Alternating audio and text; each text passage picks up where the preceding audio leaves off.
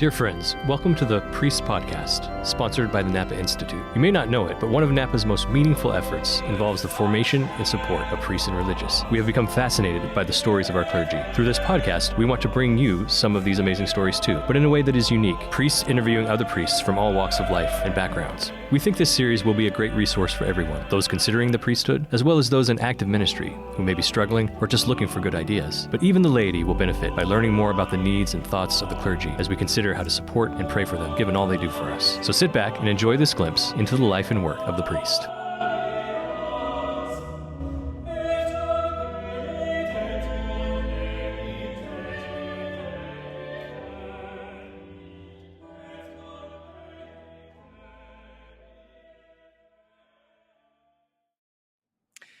Hello, everyone. I'm Msgr Roger Landry, today's host for the Shepherd Circle Priest Podcast, produced by the Napa Institute.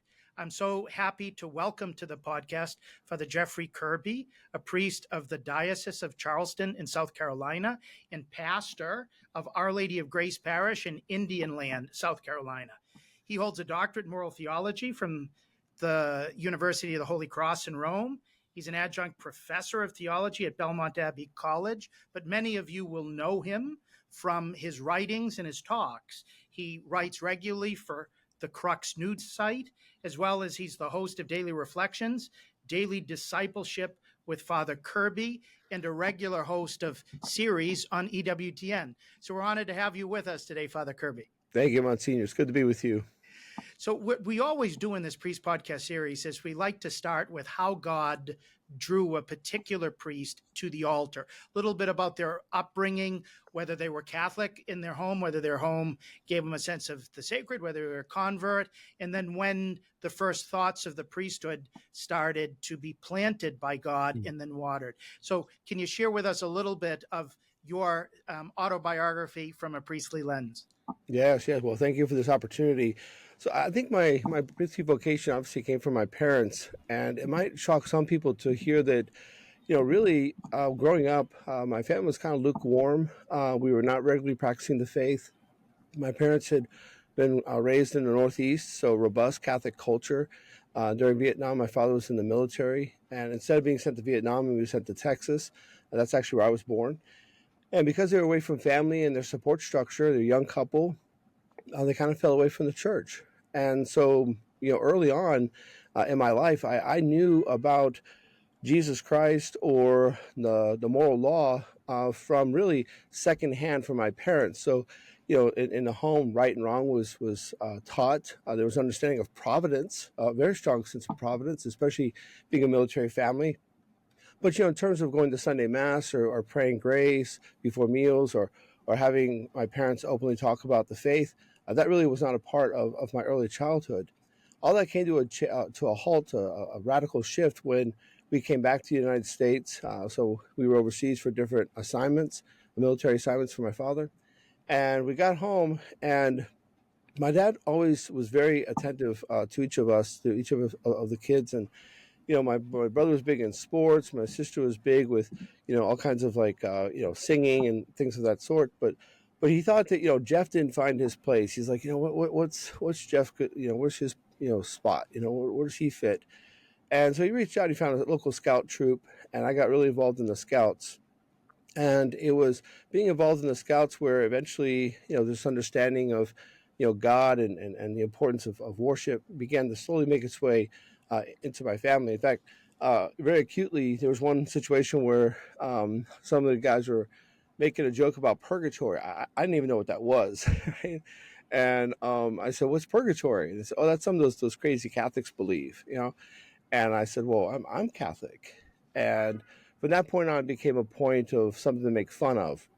Now, these were not zealots for the Presbyterian or Protestant faith. This is just middle school life, But at the time, it was crushing because every time, there had to be a joke. It was, about Catholicism or about my Catholic faith. And again, this is not when I'm not even practicing or living the faith. And so on one occasion, it was really intense. I came home, I was crying, and my dad came and sat in my room with me and said, "What's going on?" And I explained to him what was happening, and he said, well, this is what you do. He says, you don't become a Presbyterian. The scout troop was hosted by a Presbyterian church. He said, don't become a Presbyterian, but you just go to a couple of their services and see what happens. And then, they'll back off, and that's something my father picked up, just that imminent practicality, from being in the military. And I said to my father, no, you know what, if they're going to make fun of a Catholic, I think they're going to make fun of a good one. And we were living on Fort Jackson in South Carolina at the time, which is very contained community. And I got up the next Sunday and I walked to the chapel. And I remember standing there looking at the board saying, oh, Catholic, okay, that's what I am.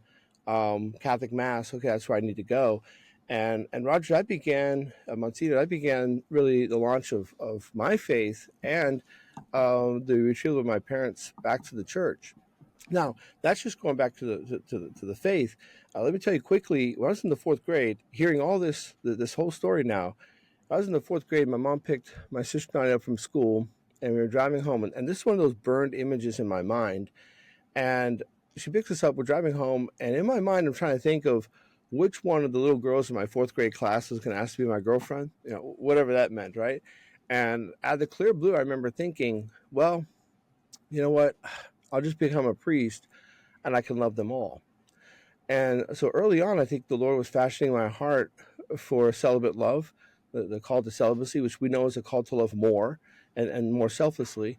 And really, there's just stories along the way. But those are the two big things, that glimpse in the fourth grade, even when we were away from the church, and then that middle school conversion for myself and my family back to the church. So God planted the seeds then. How did he water them and help them to mature and eventually germinate? Yes, I think some really great people stepped up. An older couple, John and Vera Boren, they saw this young kid standing alone by himself at Mass, and they said, hey, come sit with us. And honestly, if they had not shown that kindness, I don't know how long I would have persevered. And they became lifelong friends and mentors. John actually became my confirmation sponsor. They were old school, so when they had to catechize me for my first Holy Communion, they actually used the Baltimore Catechism. So I might be one of the few in my generation that actually was taught on the Baltimore Catechism. And that's a strong foundation, a great formation. And then it was just other people along the way, great priests, Father Kelly, who was a military chaplain, Msgr Roland, who was the pastor. When my father retired, we went to a civilian parish, St. Joseph's in Columbia. Msgr Roland was also a great mentor, helped me to understand the beauty of the liturgy. So you can imagine we went from like the military chapel, very generic. I remember we used to have to turn the cross around, the crucifix around, so it would just be a plain cross for the Protestant service that was right after the Catholic Mass. So I went from that to St. Joseph's, which is, this kind of indulgence in the Baroque. So massive music, beautiful church, just, sacred liturgy. So it taught me a whole nother part of our faith. So it was good people along the way. It was my parents coming back to the faith and seeing them grow in their relationship with the Lord. And then eventually came to a point of making a decision where to go for college. And, we all have our weaknesses and our strengths. And I can say that one of the strengths that the Lord has given me is my intellect. And I did well in high school. And I could have gone to a state school here in South Carolina and probably made money going to college. But I just knew that my faith had to be a part of that part of my life, that aspect. And I don't know why I knew that. Again, this is seeds the Lord's throwing. But I knew that I wanted the faith to be a part of my college time. I wanted to go to a Catholic university.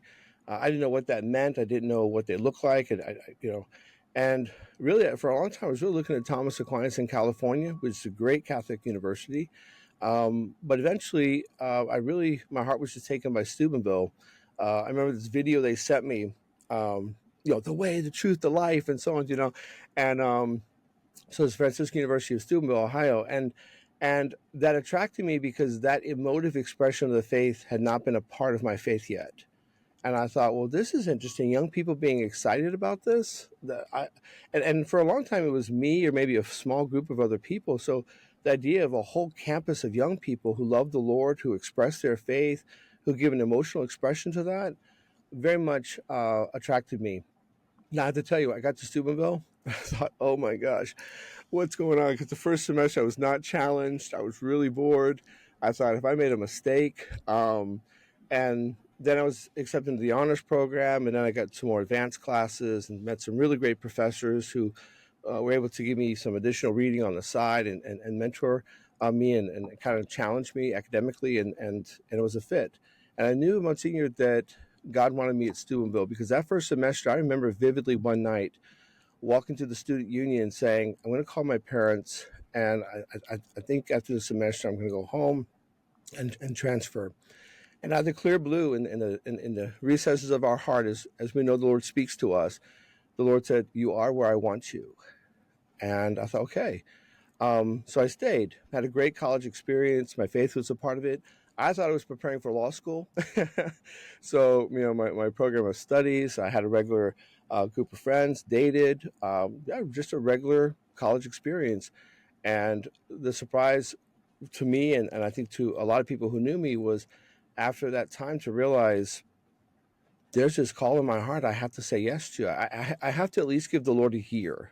Right? We always negotiate with the Lord, And I said, I'll give the Lord a year. So I decided to wait a year before going to law school. And I said, well, I'll give you this year.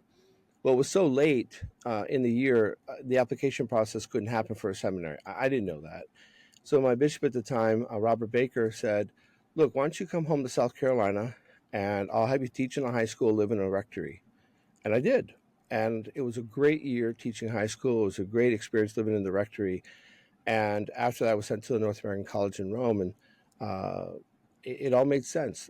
I'd say when I said yes, there was so much spiritual tension that I had just gotten used to. There was so much battle in terms of going to prayer that I didn't really fully appreciate until I just said yes, and it all just disappeared. And not that the spiritual life suddenly became this walk in the park, right? But it became easier, and I think in large part because our vocations, we are formed and fashioned for them. And so once I started saying yes, I was like, yes, this is making sense. This is easier than what it was before. There's not as much tension. I feel comfortable. I have a spirit of peace. And after, of course, seminary, it was ordination. So you originally were going to give God a year, and then you went and taught high school and lived in a rectory. By the time you entered the North American College, were you intent on giving the Lord a life, or was it still somewhat of a provisional, let's wait and see? Oh, the Lord the Lord is sly and wonderful, because after I said yes, after a month of teaching high school, I knew that this is why I was made. And so by the time I finished the year and went off to seminary, I had moral conviction that that I was called to the priesthood. And of course, I deferred to the church to confirm that, but I in my heart I had that moral certitude. It was like, this is it. This is why I have been created. What were the ways you grew when you were a seminarian in Rome? Yeah, so Rome is quite an experience. It's like headquarters, you know. So I remember sitting in classes, theology of the church, and learning about the College of Cardinals, and then running across town in order to catch the end of one of the consistories and the creation of new cardinals, and so it was a great experience of formation in the universality of the church.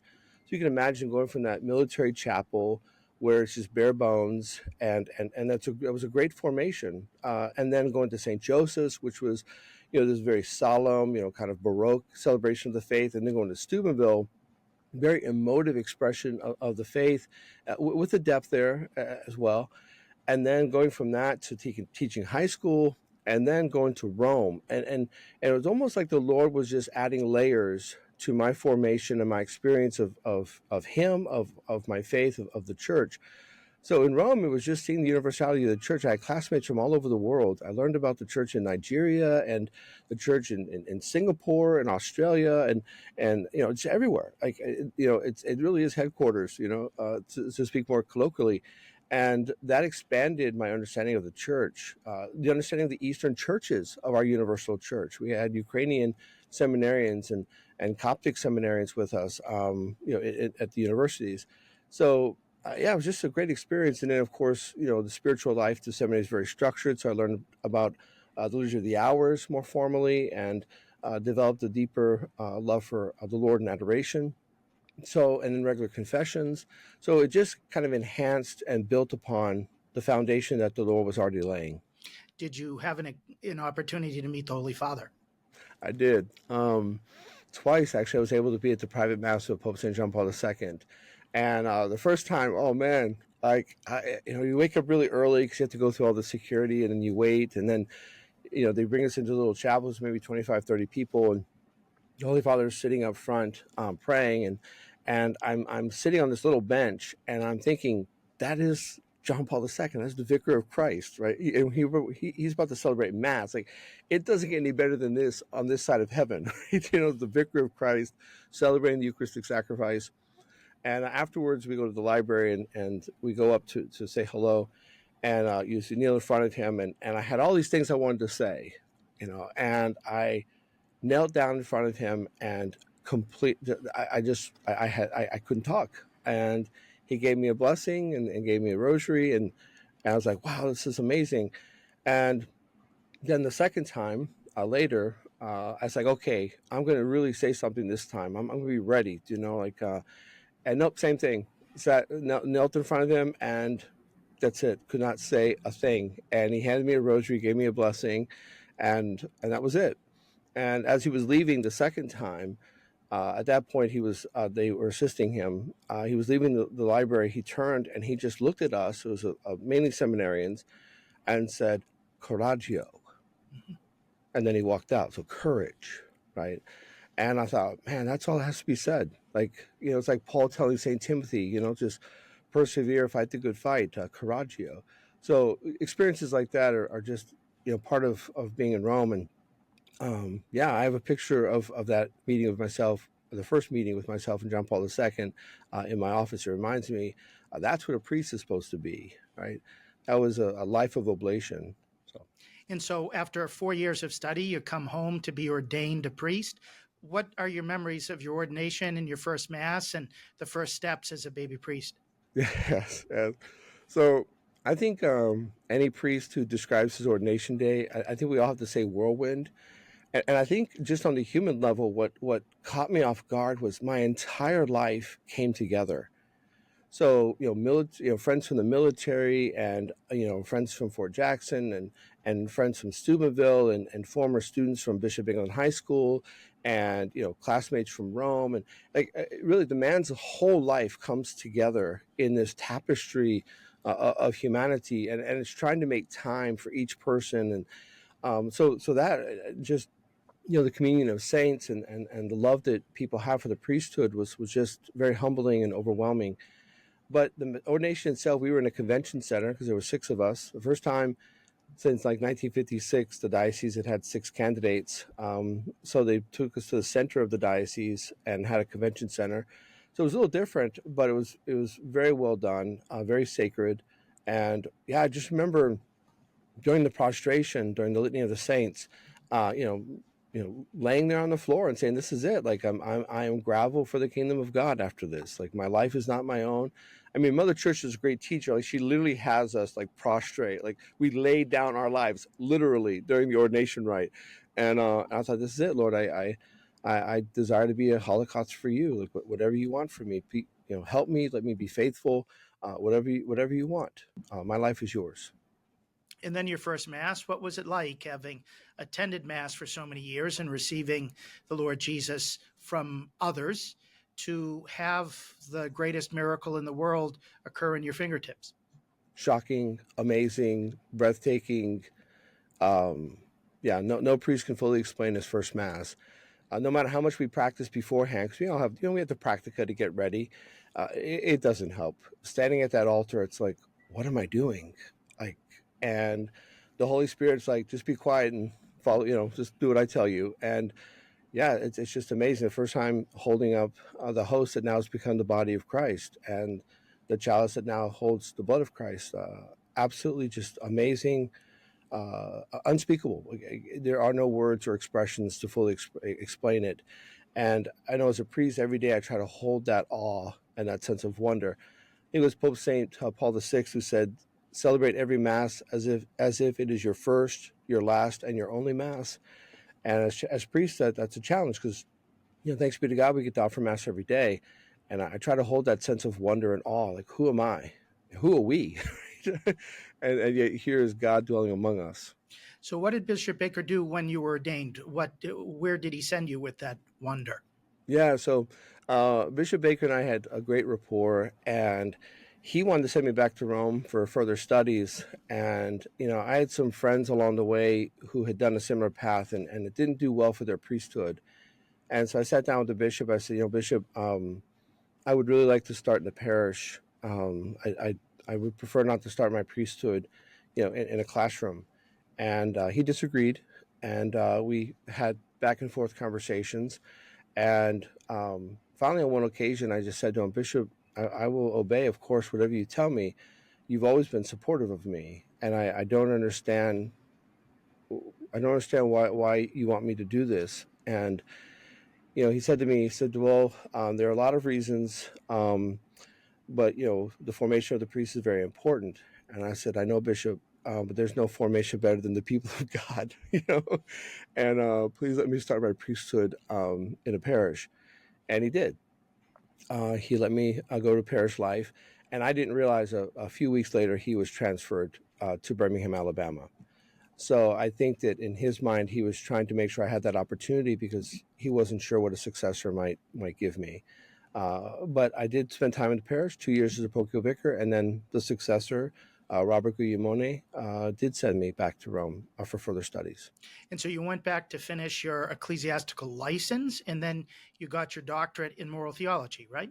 That's correct. Yep. So focused on natural law, the formation of the conscience, and with the conscience, especially with medical personnel. And Monsignor, that's it happens, but it's not overly common for a parish priest to be able to do that. And as I mentioned earlier, like the intellectual life was always very important to me. It's something that I've always felt comfortable with. And I've considered myself very blessed to have had those opportunities and to use that knowledge in service to the church and to my diocese. So I want to talk about those years that you had as a baby priest. Were you right? Was it very helpful for you to start your priesthood in a parish? And were your parishioners your great professors? Yes and yes. So I was sent to a little town called Aiken, which is horse country here in South Carolina. And it was amazing. It was the best parish to start the priesthood in. Yeah, actually, I'm sorry, I should say, I was first ordained. I was sent for 3 months. I was on a circuit. So Clemson, Seneca, Walhalla. Some people might have heard of Clemson University. That circuit. I was only there for 3 months because the priest was dying of brain cancer and a new pastor was being sent in. So I was kind of there to help assist with that transition. After that, then I was sent to Aiken. That was my main assignment for 2 years. Had a great pastor, very demanding, no nonsense, a keen administrator, which was great. I learned a lot from him. And the people were just wonderful. It was a close-knit community. It's a small little town. The Catholic community is even smaller. A vibrant school, which has allowed for social acceptance of the church there in Aiken. And it was just a great assignment. The rectory was right on campus. So, I could walk out the back door of the rectory in just a few steps, be in the church. That's not very common here in the Southeast. And the school was right across the way. It was just a great assignment. And after 2 years, it was actually very hard to leave and go back to school. I wanted to. I did want to continue my studies, but it was a great 2 years. I learned a lot there in Aiken, South Carolina. And so when you returned from your doctorate, you've been in parish ministry ever since. Can you go over the types of assignments that the Diocese of Charleston has asked of you? Yeah. So I went back. I finished my ecclesiastical license, and then I actually returned home because our new bishop at the time, Bishop Robert Guglielmone, called me and said, I want you to be the new vocations director. And now, mind you, at that point, I was only ordained maybe 2.5 years. I hadn't even finished the lectionary cycle yet, and he calls and says, I want you to come home and be the new vocations director. And I'm going to change the model. I don't want the vocations director to be a pastor. I want him to be on the road. And so I finished up the license, returned home, and for 6 years, traveled throughout the state of South Carolina, because our diocese is the whole state, and basically just massively promoted vocations. And here at that time, it was the priesthood and religious life. I collaborated with vocation directors of religious orders, mainly female religious orders. And, it was retreats, it was discernment groups, discipleship groups, it was school visits, it was retreats, it was conferences, and anything and everything I could do. And at the same time, we started a Catholic residence, the Drexel House in Charleston, for men who wanted to go deeper in their faith and might have some interest in the priesthood. And so it was a robust, amazing, great 6 years. And after the 6 years, the bishop said, "Well, what would you like to do? What are your interests?" And I said, I'd really like to go back and finish third cycle to finish the doctorate." And he said, "Great, that's perfect." So he sent me back and let me finish the doctorate. And so that was the main part in terms of a full assignment at that point in my priesthood. Now, during that time, and people know how the church works, because during that time I was named chaplain to the scouting movement. I was named chaplain of Bishop Bingham High School. It was great to go back there. That's where I had taught previously in my life. Chaplain of Cardinal Newman High School. You know how we get all these different jobs and responsibilities and so on. And I loved them all. I was a younger priest. I had the energy to do that. And I will say this, Monsignor, this work was even recognized by the state of South Carolina. Like, we were forming leaders, we were organizing service outreaches, and it had become so advanced that when I finished my 6 years, and this is a testimony to our church, at the end of the 6 years, the governor at the time, Nikki Haley, granted me, really the church through me, the highest civilian honor in South Carolina, received the Order of the Palmetto from her. And everyone was shocked. I was shocked. It's like, but it's a testimony to the fact that we had planted massive efforts of young people all throughout South Carolina, leaders who were involved in service projects and outreach to those in need. So it was a great 6 years, and providentially that kind of crowned that work. And by the end of the 6 years, I was ready for someone else to come on, and a great few other priests have now followed in that work with vocations and are doing great work. But after that, I went back, finished the doctorate, and I came back, and I was so ready. I was like, yes, this is it. I get to come home, and I get to be a pastor finally. And I got home, and the church said, yeah, we need you to be a supply priest in Myrtle Beach, which is, a large area of Catholics, especially in the summertime. So for a couple months, I was just a supply priest, and I thought, my God, what have I done? You know what I mean? And don't get me wrong, I love celebrating the sacraments. I didn't have a community, and I was ready to be a pastor, And so after a little bit of time, Bishop Guglielmone called and said, I want you to be the founding pastor of a new community up in Indian Land, South Carolina. Now, Roger, Monsignor, I've been here since I was 13 years old. We moved back to South Carolina. I didn't know where Indian Land was, right? And but that's why there was that couple of months where they were basically trying to get things ready and eventually start a new parish. And that was an important lesson, a reminder in discernment and in priesthood that sometimes there are bigger pictures that leadership is working on, and sometimes we just have to play our part, stay in our lane, surrender to providence, and do what's asked. And that was tough. I came back, I did a lot of work with vocations. I finished a doctorate, and then it was like, yeah, just go and cover parishes and masses and funerals. And, it was like, okay, thank you, Jesus. You know what I mean? But then I was named pastor here at Our Lady of Grace in Indian Land, South Carolina, one of the newest parishes in the United States. And we're 9 years old now. I've been able to be with the community the whole time. And it's been absolutely amazing. It's everything I wanted. Really, this is what I said yes to when I said yes to the priesthood.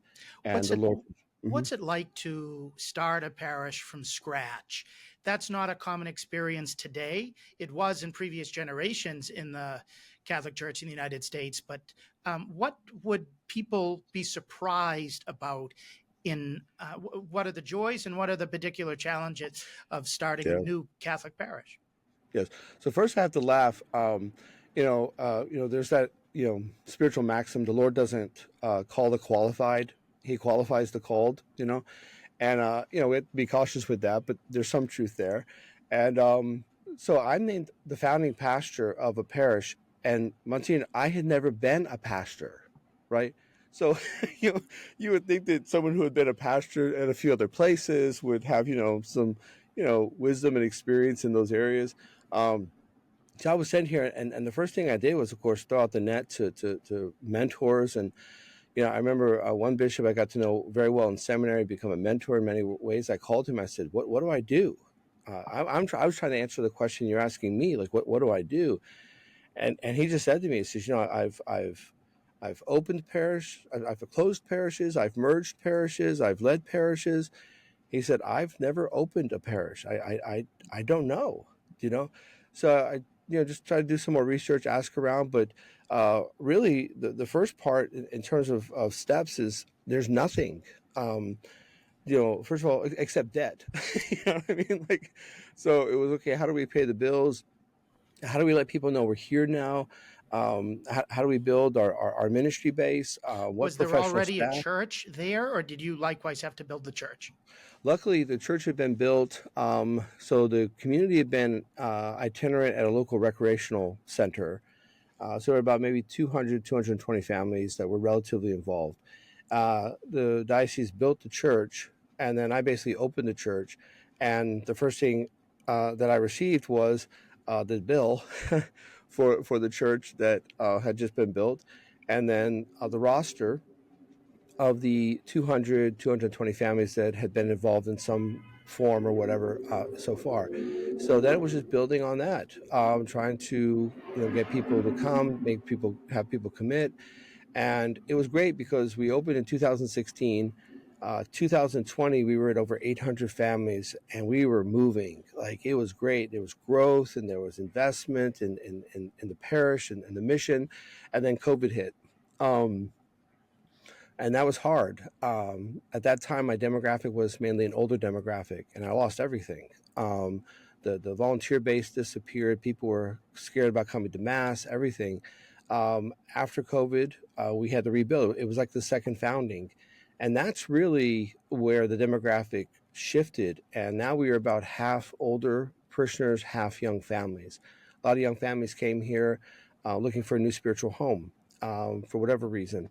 And really then from 2021, it's been now rebuilding post-pandemic. And really only within the last year and a half, have our older parishioners really come back in full force.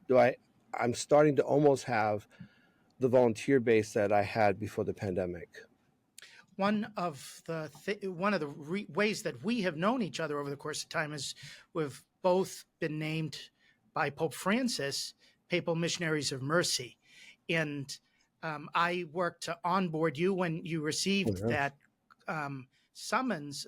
But since then, you have brought that back home to Our Lady of Grace and started hearing confessions at greater availability. How has that gone? Has there been a response of those in Western South Carolina? Yes. So I have to tell you, first of all, when I was named Missionary of Mercy, it was during the pandemic, actually, and you were immensely helpful to try to understand what exactly that involved and what was being asked. And I think we all kind of figure out how that appointment fits within our specific assignments.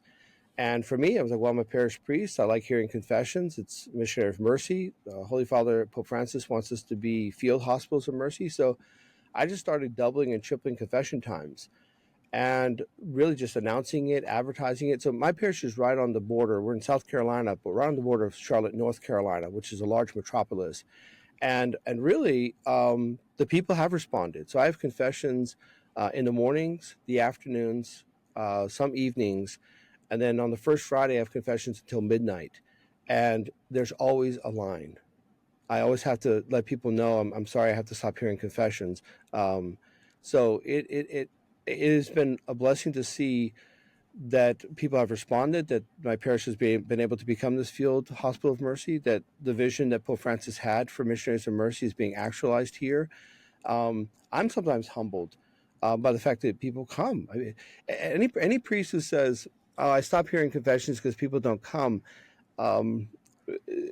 possibly, but then maybe it's just to preach and evangelize and catechize, because people need the grace, people need healing. They want that if they understand it. So I've been very humbled and grateful for that appointment from Pope Francis, but then also to see it, really flourish here in South Carolina. Do you have help when you're not present in the parish, or what happens? Because you're often asked to speak in different places. You've got other responsibilities as a parish priest, as everyone does, to go to diocesan meetings and all the rest. So how do you handle the confessions when you have to be away from your parish? Yeah, so I am very blessed with a small group of retired priests. Um, the older generation, they have an immense love for the priesthood and for hard work. And so I have a group that helps, that are willing to, come in and help. So I have the retired priests, and then I have 3 great deacons who help in other areas, so helping with devotions or adoration if I'm away. And then I have a great staff who are skilled people who love the Lord, are committed to the church's mission. And I'll tell you, having a great staff makes such a difference for a priest. If a priest doesn't have a staff, if he hasn't been able to form the staff to work with him and in conjunction with him, then he's always spending time fixing things. We've all been there. I've been there, and I'm grateful that the staff I have now, it flows so smoothly that it helps me, and especially if I have to be away or for a talk or a meeting or whatever, it all works. And sometimes, Monsignor, I myself step back and I say, this amazing, this is all coming together. This is providence, because at the end of the day, my parish comes first. Like if this didn't come together, I would be here. And providentially, it all comes together. I'm able to do these other things for the gospel. What are your greatest joys as parish priest? Greatest joy, Mass every day. My Mass is at noon. And so I start the day, start working, stop, remind myself that Jesus Christ is Lord, celebrate the Eucharistic sacrifice, and then continue to work. After that, it's, of course, hearing confessions. And then with age and time in priesthood, I've come to really and profoundly love the Liturgy of the Hours. It's like the oasis.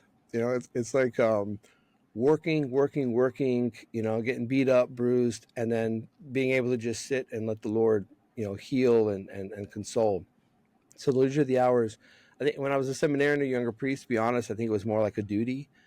Now it's become a source of rejuvenation. And so I love just praying Liturgy of the Hours. I remember my people. I have lists of intentions that people have given me or sent to me. So those are the things I love. And of course, being among the people of God, knowing families, being here 9 years now, it's children I baptized are now receiving their first Holy Communion. And that's great to see. It's like, wow, they grow up so fast, and their parents are like, yeah, tell me about it. You know what I mean? So all the parts of the priesthood to the men who are called to the priesthood, like what a great blessing. One of the things you're known for among the priests and the lay faithful across the country is how much you write and how much you're teaching, and the videos and the various podcasts that you put out. When did that start for you, and how do you integrate that overall in your priestly life and work? Yes. So, I always enjoyed writing. I think that in the intellectual life that kind of just flows from it. So in high school, I was the editor of my school newspaper, and then in college, I wrote just more popular pieces as a student. But I think it really started more formally when I was in seminary. I started writing op-ed pieces for different newspapers, and Bishop Robert Baker at the time supported that. And that's how it started. And then we had a Dawson newspaper at the time, so I wrote a few pieces. And the editor was brutal. A great woman who really was a mentor in many respects in terms of writing. And I think as I was a seminarian, she could be a little more honest. And she's like, this is garbage. You know what I mean? And she's like, what is this verb choice? You know what I mean? It's like, you got to work on this, And so it was great. And I learned a lot. And then, it kind of developed from there.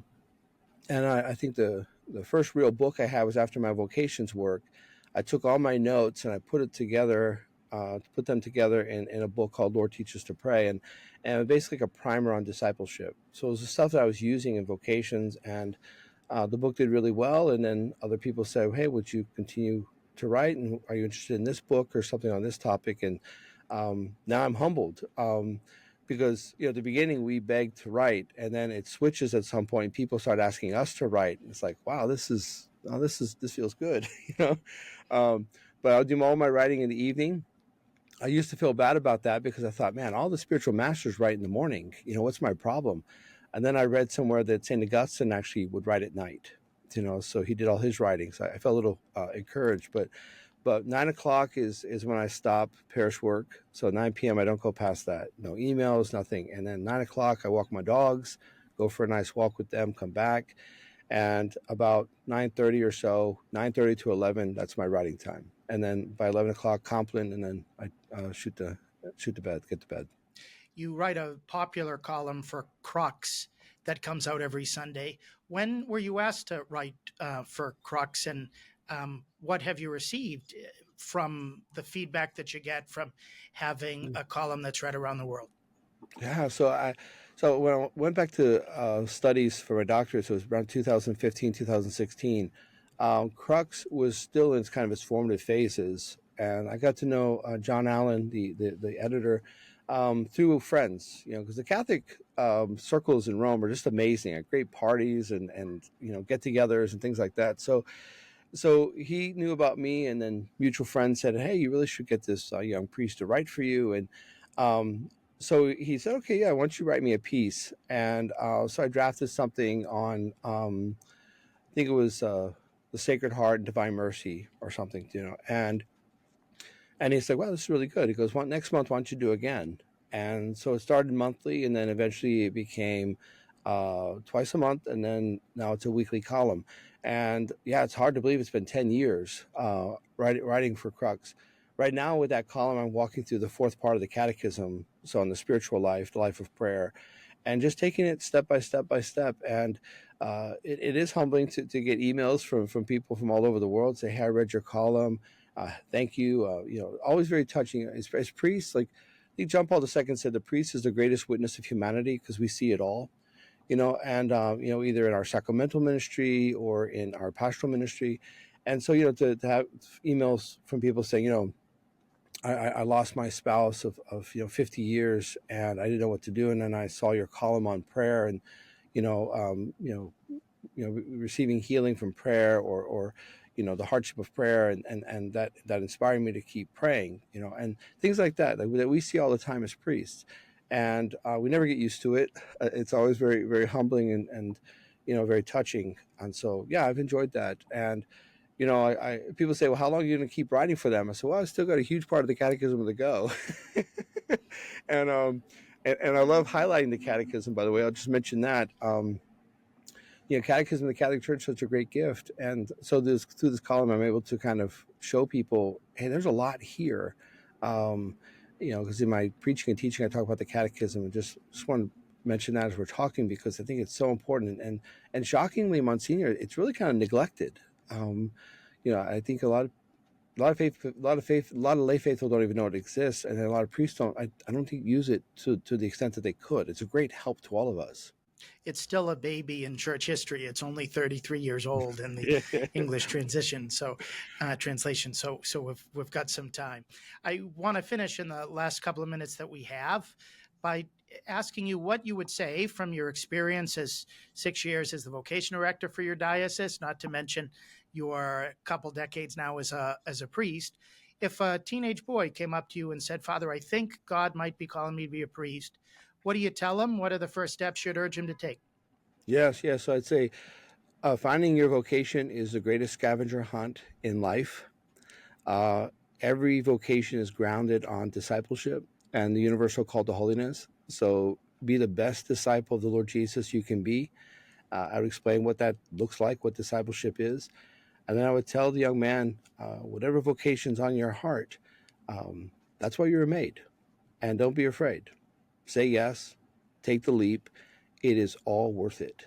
So I would say discipleship, discernment, decision. If you're called to be a priest, absolutely say yes. It is an amazing life. That's a great way to end. It's been awesome today to have a chance to talk to Father Jeffrey Kirby of the Diocese of Charleston, South Carolina, about his priestly vocation, his life, his work, his writing, and to hear what he said about vocations, about the sacrament of confession, about the importance of the catechism, and so much more. Imagine what it would be like if we had more priests like Father Jeff Kirby. That's why the Lord urges us every day to pray to the harvest master for more laborers for his harvest. So please join us in praying for shepherds after Jesus' heart, and encourage the young men you know who show signs of a vocation to ask Jesus in prayer whether he is calling them to serve him, the church, and the world as ordained priests. Please check back next week for an interview with another hardworking priest in the Lord's vineyard. I'm Msgr Roger Landry. I've been delighted today to have Father Jeff Kirby with me and to be your host on the Shepherd's Circle Priest podcast. God bless you.